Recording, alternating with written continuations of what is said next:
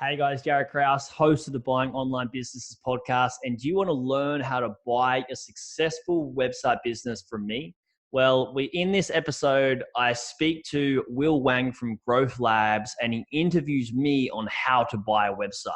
And it's really cool because we dive into what are the best types of websites to buy for him as a beginner. How much should he be spending? How to get finance? Where to go away and buy these website businesses from? And how to minimize our risks when going to buy one of these website businesses. We cover a lot of things that I've learned in my journey and mistakes that we can make as rookies buying websites, things that I've also learned from my mentors and I've applied to buying online businesses. So it's a really valuable episode from somebody myself who's gone away and bought many businesses and taught so many of my clients how to buy successful websites that are making thousands to thousands, tens of thousands of dollars per month. So go away and listen to this very valuable episode. I'm sure you're going to enjoy it.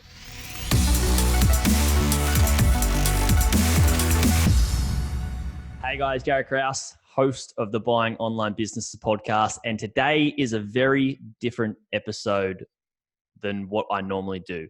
Normally I'm interviewing other people with massive expertise in different ways you can buy websites and grow them. And just like last episode, I had Will Wang on.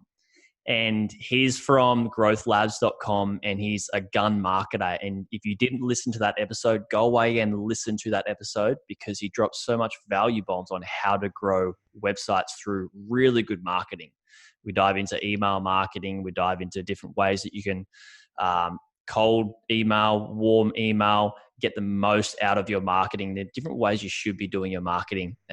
Will's done so many great deals with people. He's helped clients get $1.8 million deals, get a 20x return in 60 days on their investment with Growth Labs. And this episode, the reason it's different, Will, is because when I first reached out to you and were like, let's do this. Actually, we got intro because one of our mates was like, hey, you should definitely do a podcast together because you got a lot of value in this space. And then you're like, oh, wow, you actually teach people to buy businesses. There was something that you were looking at and you got a few questions, right? So Will, welcome back to the podcast. Dude, thanks so much for having me. And that was such a kind intro. Thank you very much for the kind words. So humble. So let's get started. I know that literally just before we hit the record buttons, everybody knowing, Will rapid fired some questions. I was like, that's cool. Let's do it. So I'll leave it in your hands, I guess, Will. Awesome. The script and hand over the reins, man. Let's go. Awesome. So look, just to give you some context, and I guess for everyone out there listening as well, from my perspective, what I'm looking at doing, I think, when we first got introduced, I'm like, dude, this is awesome. It's just because we've done a whole bunch of marketing campaigns for clients. And there's a couple of businesses that I own that we've done marketing for, but I'm always looking out for other assets to kind of, take over or grow or do something else with. So it's kind of like the perfect timing because I'm back on the hunt for a business that we can just take and just grow astronomically. So I think it couldn't have timed it better. And I've got a whole bunch of questions to ask you. So I think hopefully, your listeners are kind of at the same path in their journey as well, at the same point where they're kind of trying to think if this is right for them. So that's kind of very much what I'm trying to figure out as well. Yeah, for sure. And that's the main reason for all of you guys listening right now is that the reason I said, yeah, we'll jump on and ask some questions because they're usually I get the same questions from everyone. And if I can answer them in one podcast from somebody who's looking to do this, then it's a huge win. So what's your first question? Cool. So my first question, well, I've got a few, but I think I kind of rush into things too much. So before I even consider looking at buying a business online or a website, what are the few things that I've got to be really aware of before I even start looking at sites and things like that? Yeah, that's a great question. And so many entrepreneurs rush off and do things. That was me for like 5 years. And I rushed around and spent a whole lot of money and a whole lot of time and just ran around in circles. So some of the things that you should be looking for and looking out for. Where should I start? The common thing is that some people see websites for sale and they just go, oh, well, I'm going to buy that website and it's going to be making me X amount of money. The money that the seller has listed what it's making per month. The main thing to realize that you should be looking out for is that that's not always the case. And more often than not, once you do the figures and the numbers yourself and your due diligence, that you find that it may not be making that exact amount, or it's not how the value that they say the business has may not be that valuable. So there are risks involved with buying them and valuing them, which is why, I have my community and I teach people how to do the research and the due diligence in the community. And then I also offer them that level of support where they can submit their they can submit their businesses that they look at, and they've done their due diligence, and we review them for them and help them to see if it's a good investment or not, so they don't go away and buy a lemon. And that's what something to look out for, is that there are lemons out there. The biggest thing that I suggest is learn from somebody in the space that has done this so many times and knows what they're talking about.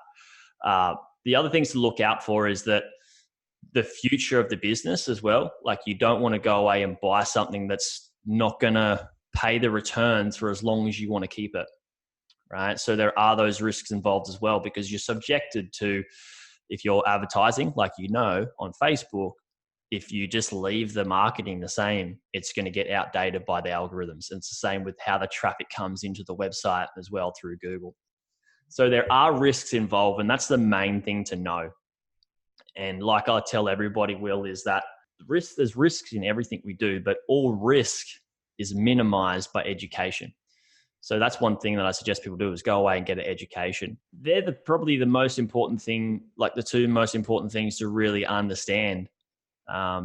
There's so many, like, I could spend hours and hours, a whole day, whole week even, just telling you things to look out for, really. But when you first get started, is like, don't just rush into something because somebody tells you it's making money, or it looks like it's making money.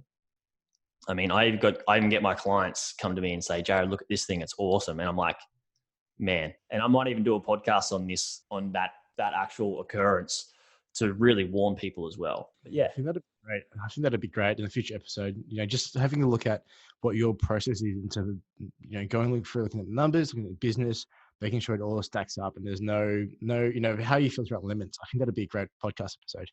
Just like a suggestion. Does that answer your question as well? Yeah, it does. It does. I think, look, there's a lot more that I'm going to ask about the pre-purchase process, obviously. There's a whole bunch I want to ask in terms of, valuation, buying, financing, all that kind of stuff. And I know you've got some episodes on this, but I'm going to really dive deep because, I'm just kind of hogging the spotlight to ask my own questions. Hopefully everyone else kind of gets really, it'd be the really same as out of it. most people anyway. So yeah, cool, awesome. So the next question is, and being someone that just wants to dive in and get their hands dirty, where can I go to look at or find good businesses that are looking to sell, or online businesses that are looking to sell? Yeah, I'll tell you where not to go is eBay. All right, don't go buy website businesses off eBay, and don't go buy them off Gumtree. And for everybody listening over in the States, Gumtree is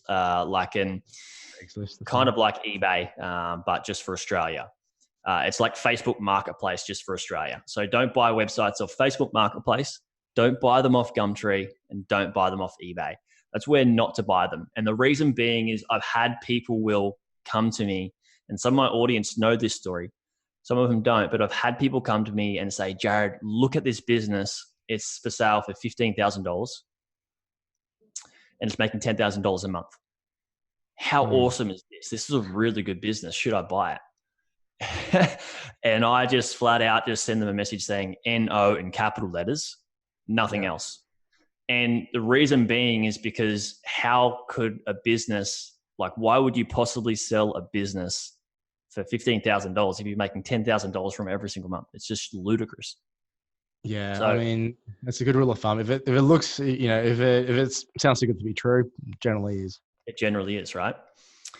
And another thing is, if you're skeptical about it, that's a good thing. It's a good thing to be a skeptic, but there's two different types of skeptics. You got one skeptic who just points their finger and goes, that can't be correct, or that's wrong, and there's no way, and they walk away. And then you got the other type of skeptic, which is me. I go, nah, that doesn't seem right. let me look into this further and prove it wrong. And if I can't prove it wrong, I have to do it. Yeah, that's a good way of looking at it. And it's something that I definitely wanted to come back and touch on as well. But you're right. I mean, just from personal experience, I was approached by a couple of larger agencies, potentially to look at acquiring my brand. And look, some of the numbers, I was just like, our monthly numbers are decent enough that it doesn't make sense, the numbers that you're being thrown around. So if someone's making 10 grand a month and they're offering, like, why would they sell you their business for 15 grand? Like, just hang on to it for 30 days and you've got the money there. So that's a really good point. So, okay, so that's where not to look for businesses. Where would you go? Like, have you got any sources that you can share that, you generally like to look at as a first point of contact? Sure. So I've already had so many people on the podcast, actual website brokers on the podcast. So you've got Flippa, FLIPPA.com, and exchangemarketplace.com.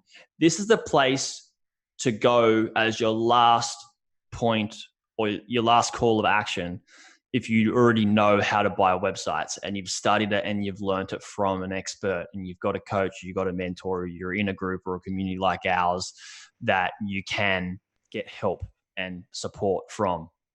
Now, the reason I say that is because a lot of the sites listed on Flippa.com or exchangemarketplace.com are sites that haven't been around for very long, which means there's more risk and they may have not passed that 90% failure rate that most startups face. And you need to often do a lot more digging and a lot more due diligence to really prove these businesses wrong.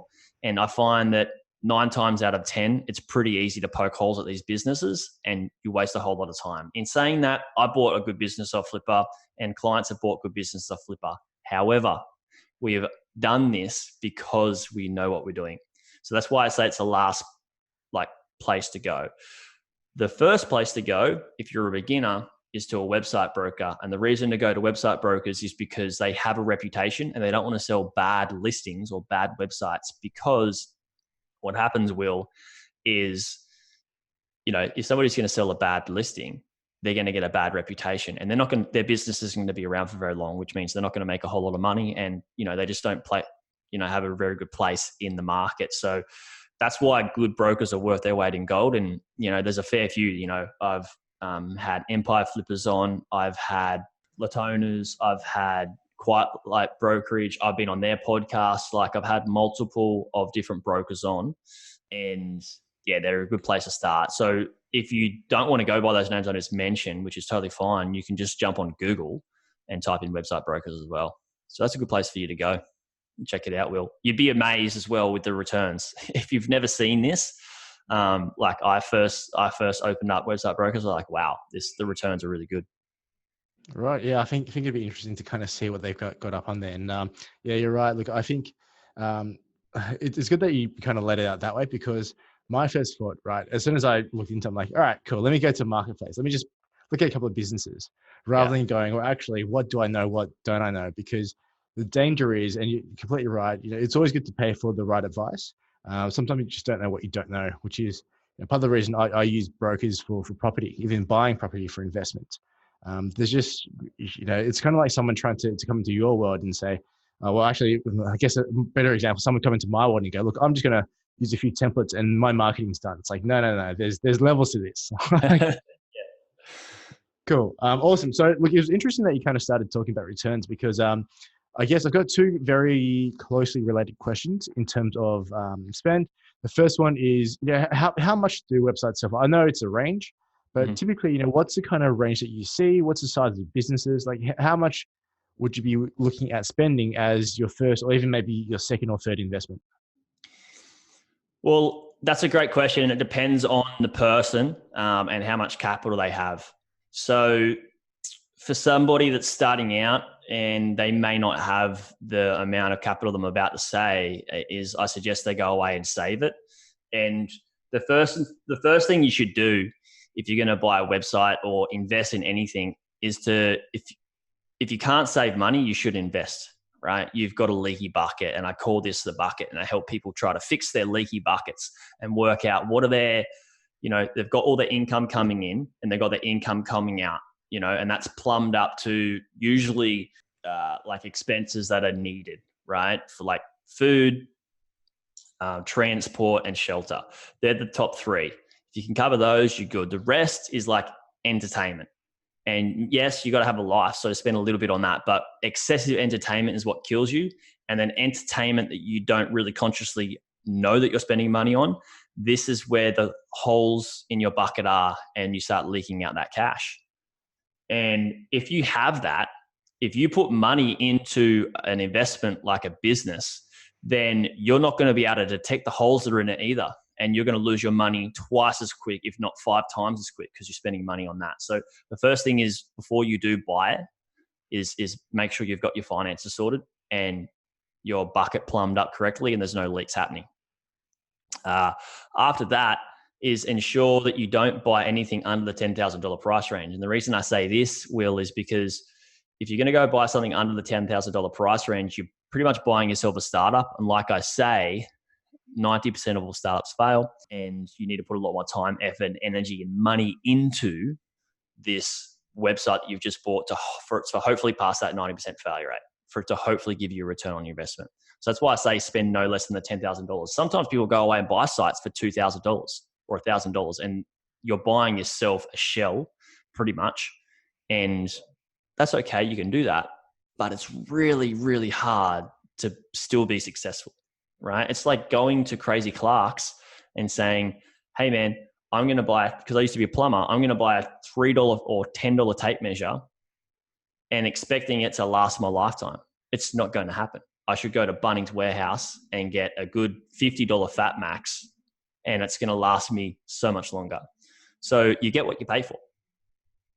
Yeah, awesome. That's actually, that figure there. And so 2 points on that. First of all, I completely agree. Like, I think part of the reason that I and your listeners are looking at buying businesses is to kind of shortcut the time and effort it's going to take to build a brand from scratch. But if you're buying a business, so to speak, I use that term sparingly, for less than $10,000.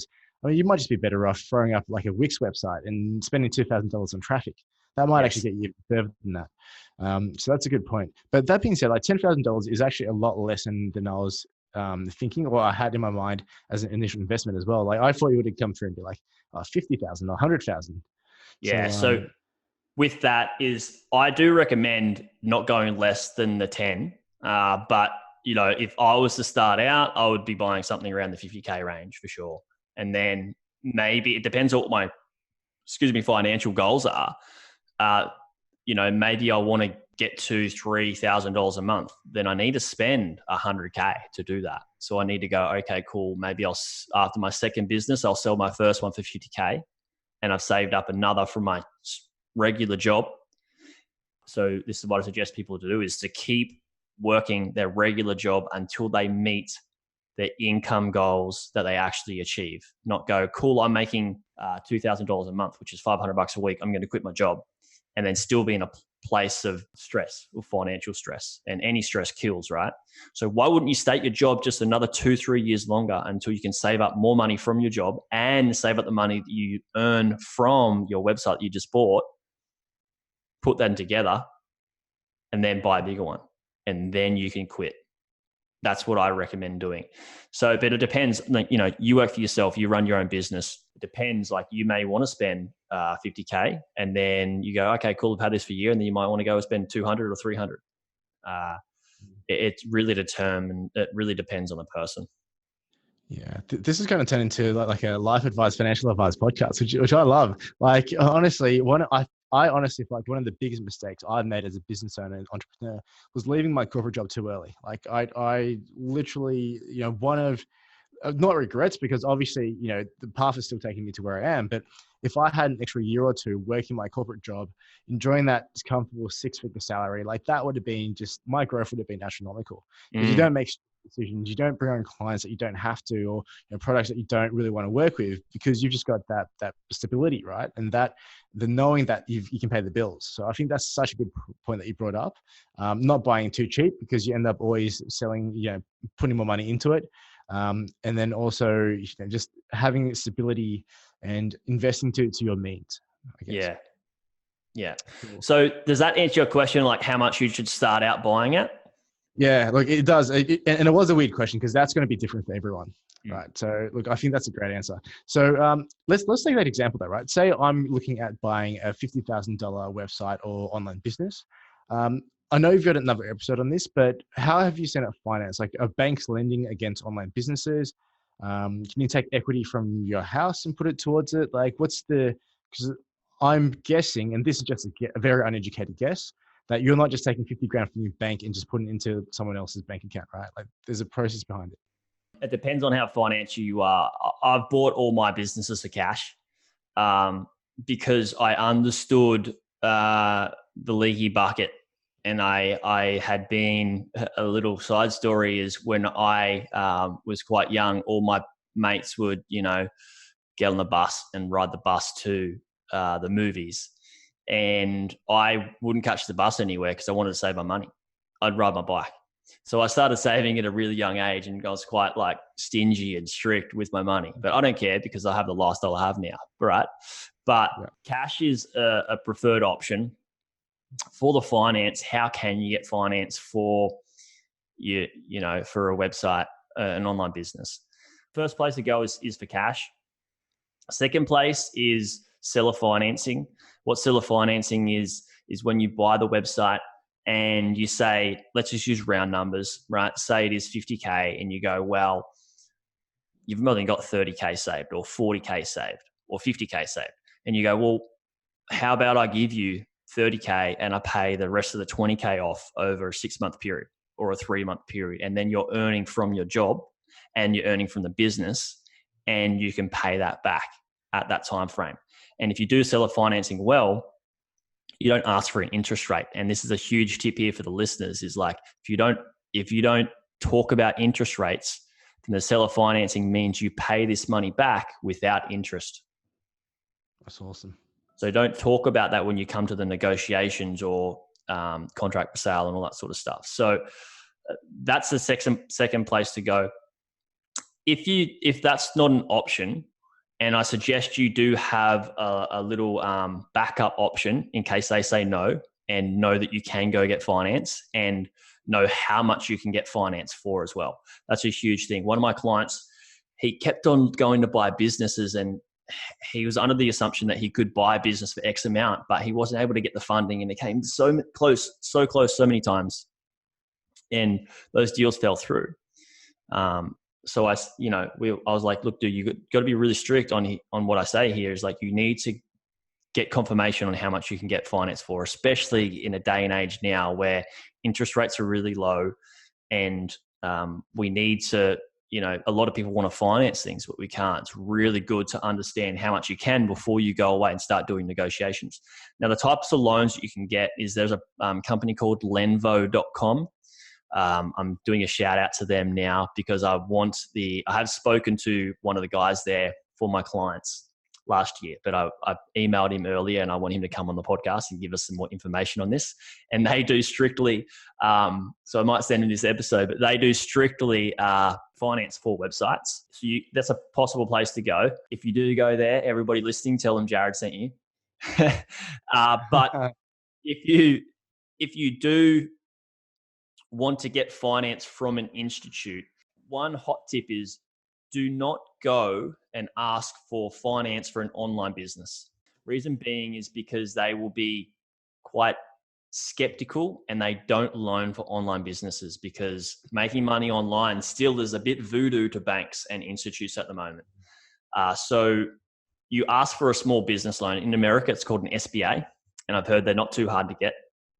And you can get a small business loan in Australia and different parts of the world, and different institutes or financiers call them different names. But that's what I suggest, to go get a small business loan. And then I do know people who've done personal loans as well. So that's the best way to get finance, or, find other investors as well. That's an option too. Angel investors or relatives, friends and family that you know. Yeah, that's perfect. Look, and I think, and obviously, you have to talk to your accountant about all this kind of stuff, and everything is different for everyone. But I was looking at an option where, and you're right, online businesses, they are super, super hard to get funding from traditional institutes for. Like, we've got a bit of a track record, and only now we're starting to get people like, oh yeah, cool. You've been around for X number of years. We can see that you've got a consistent revenue, but like seriously, it's so hard being an online or an internet-based business to get funding. Whereas if I turn around and said, I'm a plumber, I'm making a loss every single year. I just want $100,000 to turn my loss around. They're like, yep, here you go. Whereas from day one, I was like, look, guys, I'm profitable. I want to grow faster. Like, not too risky and, consistent profit. So you're completely right. I think the other thing to consider as well, and this is just because I've been looking into the issue a little bit lately in terms of, what investment vehicle I'm going to take for myself and how I'm going to fund it, is if you get an overdraft facility, I'm pretty sure that if I buy a website similar to what we do or complementary to our core business, we can use our overdraft and some other funding, and all the interest gets taken off on tax, all that kind of stuff. But I'm not an expert on this stuff, so please don't listen to me and get yourself in trouble. That's a really good strategy. And everything that we do say here, guys, you go and seek, like, we're not certified practitioners in accounting and stuff like that. So you go away, like Will says, seek a solicitor and an accountant. But that's called, Will, is a bolt-on business. And a bolt-on business is where you can buy a business that's related to the one, and you can help each business grow and use this other one as collateral. And that's a smart strategy. But yeah, I hope that answered your question in how to finance. Yeah, definitely. That, I think it's such a good discussion, because I've got another question in terms of what type of businesses I should be looking at buying. But let's come back to the other one I want to ask first, which is, so I've just gone through and spent 50 grand to 100 grand on the business. When should I expect to get a return, or, what should I be looking to get back for that investment? Great question. So and this is the cool thing and the draw card to why my clients and people that are in my community and everybody else that's buying websites, is that buying an online business is, as soon as you buy it and you hand your money over, you change the accounts over to go to your bank accounts or your business bank accounts, and the money starts pouring in. As the day of transfer. There was a little story where my first website I bought, it took us a couple of days to transfer and migrate the website to me. And in the PayPal account, the seller had made a couple of sales. And he said, look, Jaryd, like, I'm just going to honor these and honor you and buying this from me. That money's yours. And this was my first website I bought. I was like, hell yeah. Like, before I even started operating the business, I had made money. So that's the cool thing about buying a website, is you start making your return back straight away.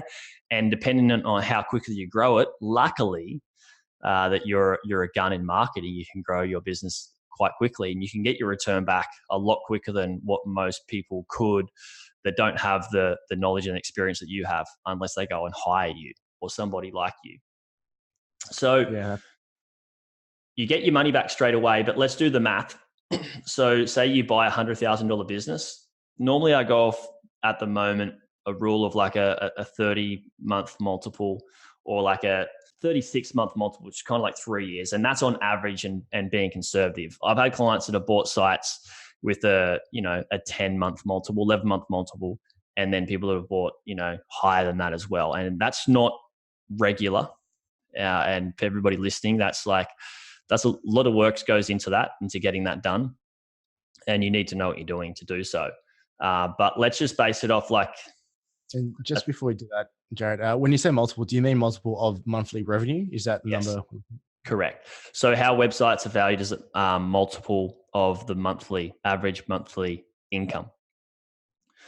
So, and it's net, right? It's not just rev. So what we do here is, say you've got $100,000, right? And say let's just go, the multiples at the moment, you can get roughly 22 to, and this is being realistic, up to like 38-ish. So we'll just go 26, right? So what I do is I do 100,000 on my calculator and divide that by 26, right? So that means that business will pay about $3,800 a month. Right. Okay. So that means it'll take you about, that 30 odd months to get your full return back. That's not bad at all. I mean, the best fund managers in the world do what, 10%, something Yeah. like that. A This little bit is over like 10%. This is 30%. like 30%. Yeah, 33%. Granted that if everything stays the same, which obviously it's a very like completely different vehicles, right? Like Yeah, funds are pretty safe and globally, whereas a website, do it wrong, I guess it can fall over the next day. So I guess that's where the risk profile comes from. correct. Awesome. So that was great. Cool. So should be looking at around, about 25 to 30 something monthly revenue multiple, which is good. So next question then, and I think because actually the question I've got is in terms of the business model, which you kind of tapped into, or talked about a little bit in terms of bolt-on. So for me, what would be the business model that you recommend? So everyone's situation again is different. I'm just being selfish and asking for me. So I've got this a solid marketing background, grown several businesses, experience in financial services, technology, SaaS, all that kind of stuff. Would you recommend a bolt-on to what we currently do, or would you feel like it's safe enough to go after a completely new business as long as the numbers work out? Like, what would you recommend? For somebody buying again, I would recommend bolt-on. But let's play this out as though you weren't going to buy bolt-on. And what I'd say to you is like I'd ask you what have you done before? What sort of work have you done? What industries do you know about? And you've done a fair bit of like marketing work for those different types of financial services, IT, and SaaS, right? What I'd suggest for you is like, how to market SaaS products, right? Software as a service products. Yep. So knowing how to market SaaS products, I would say go away and buy a SaaS website business because you know how to market, you know how to grow it. And from that revenue and that income that you make from growing it even more is you can hire developers to develop that business and update it as you grow it as well. And that's what I would suggest. And for anybody listening, say they have I had experience in being a plumber, right? But I didn't go away and look for plumbing websites because that was going to narrow my scope, and trade websites because there weren't any out there.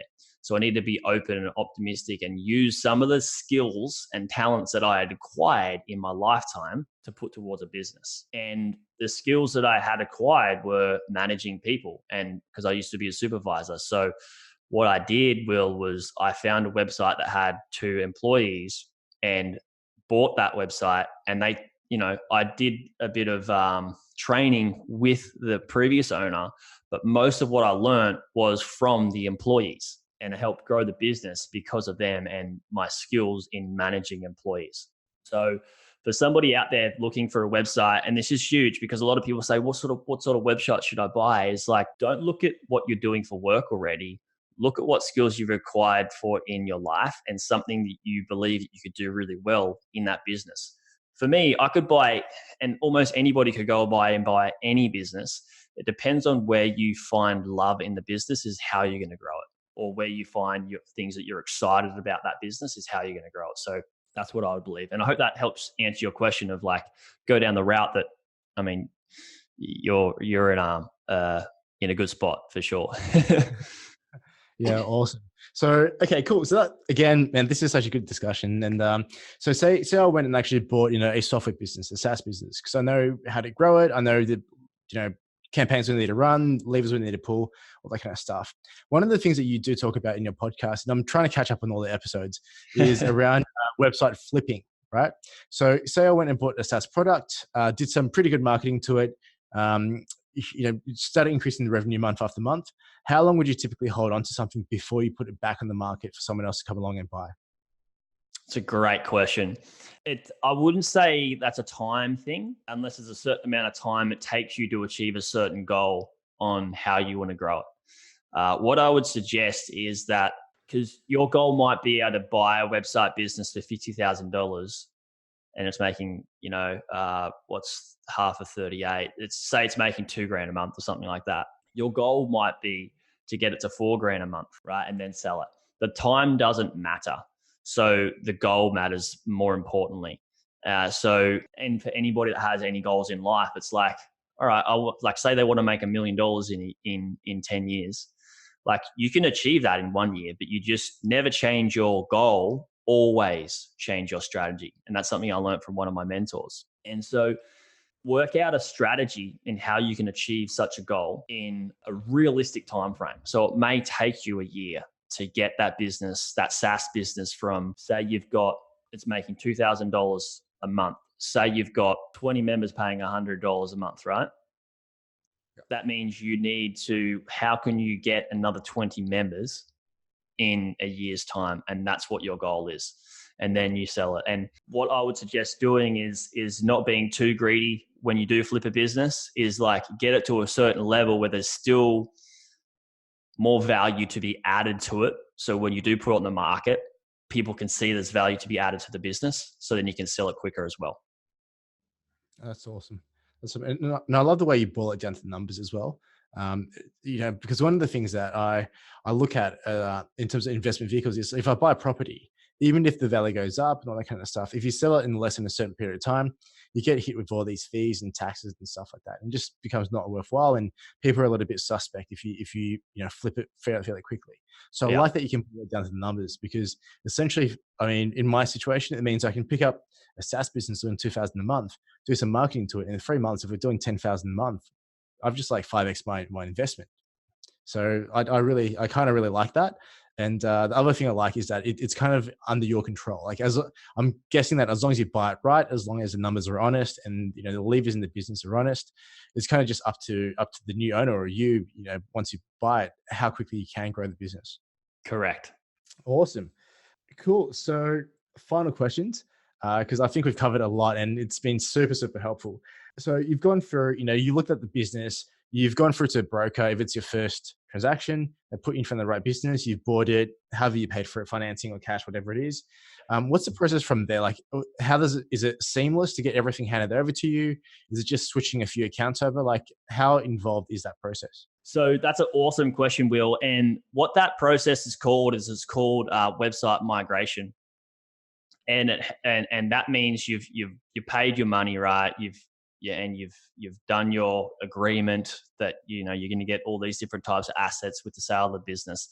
What happens from there is that you go into the migration process. And what the migration process is, they start you get your own hosting account for your website, and you start migrating the website over to your hosting. And then when you have all of that there, normally if you're going to buy it through a company like Empire Flippers and all that sort of stuff, once all the money has been transferred to the broker, and then it's been transferred from the broker, and they take their little cut out and they transfer the rest to the seller, what happens then is the broker will release the domain name to you. And then you should have all the assets, the files, everything like that. You should have all the digital downloads and absolutely everything. You should also have all the accounts transferred over to you. So you should have your PayPal accounts, your merchant accounts, whether that's Stripe or eWay or whatever it is. If it's a Shopify store, you should have that Shopify store transferred over to you. And I bought a Shopify store as well. And I actually bought that from Empire Flippers. And then, the site's yours, and then you start scheduling some training in with the previous seller and learning how to run the business optimally. And what I like to do is really build a relationship with the seller. If you haven't previously, through negotiations and talking to them and structuring a deal, but at least a lot then in the training, because then the more you build a relationship with them, the longer you can stay connected to them. And you can keep asking the question, and they can start adding more value to the sale of the business. And you should be able to add value to them in being a fun, kind, good human being as well. And maybe down the track, you do something together. So that relationship is really, really important. And then and this is what I teach in my community and all my clients, is that before you do go through the change of like hands for the business, is that you should have the strategy that you're going to use to grow the business and get that ready to be put in place as soon as the migration is finished. And that way you can start running the business and run it for at least a month or two, learn what's working, learn what's not working, make some minor tweaks, and then start implementing that strategy. Sometimes people implement that strategy straight away and they just stuff up the whole business because they haven't been in it for a few weeks or months and don't really know what's going on with it and what works and what doesn't work. So it's best to wait at least a little bit and really get familiar with it. That makes a lot of sense. Hey, Joe, just one last question. I'm going to sneak one more in there. That's Get it cool. in.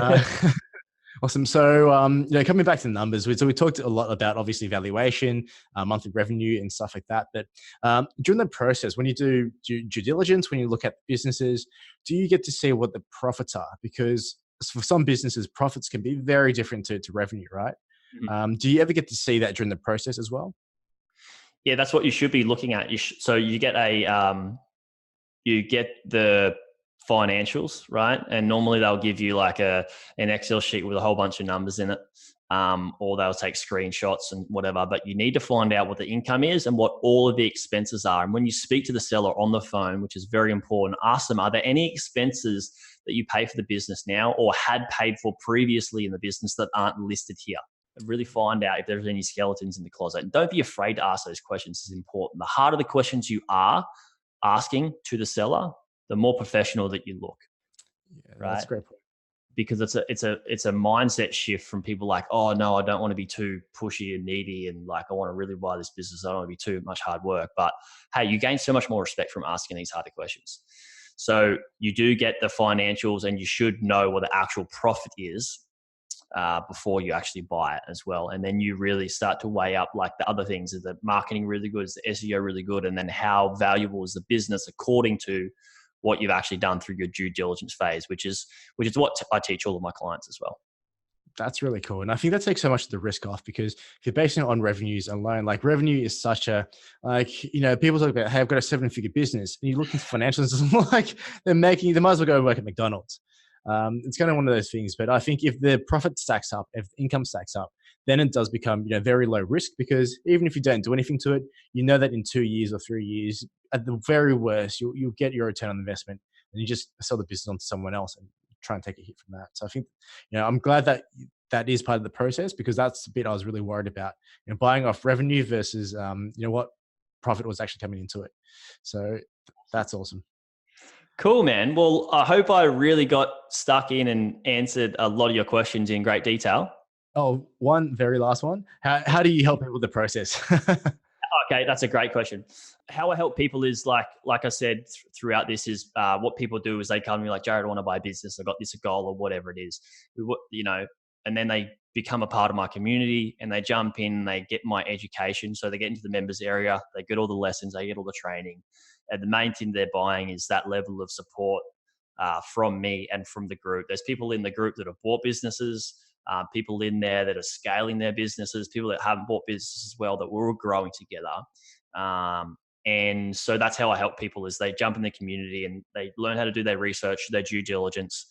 And say you jump in there and you find a website and then you submit a website's due diligence to me, and then I review it for you guys, come back with a whole bunch of notes and say like, this is good, this is not so good, you need to check this, yes, no, is it a good business to buy, yes or no, and why, if so why, if so why not, so if not why not, sorry.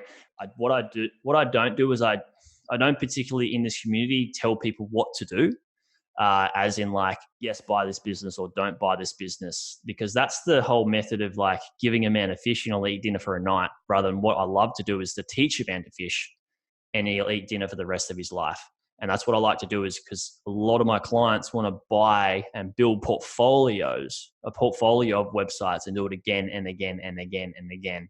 And I want to empower them and educate them enough to do it themselves. So I don't need to keep hiring me, but if they want to stay and be a part of the community, like a lot of the people do anyway, because there's so much value in growing the businesses too, then they can do that. That's awesome. Awesome, mate. Thank you so much for that. I've learned a whole bunch, and I suggest everyone listening talk to you offline, because I'm definitely going to be abusing this this seat here and talking to you after the podcast. Yeah, for sure. And for everybody listening as well, thanks so much for listening. I hope, I actually know that this would have been very valuable for all the people that are starting out as well. And I want to give you guys a gift. The gift is some free resources, and you can have these as well. You can go away and get my due diligence framework, and it's pretty much covers all the guesswork out of due diligence, because it tells you what type of due diligence you need to do. So you can go away and get that for free. And then I've got a website evaluator tool as well.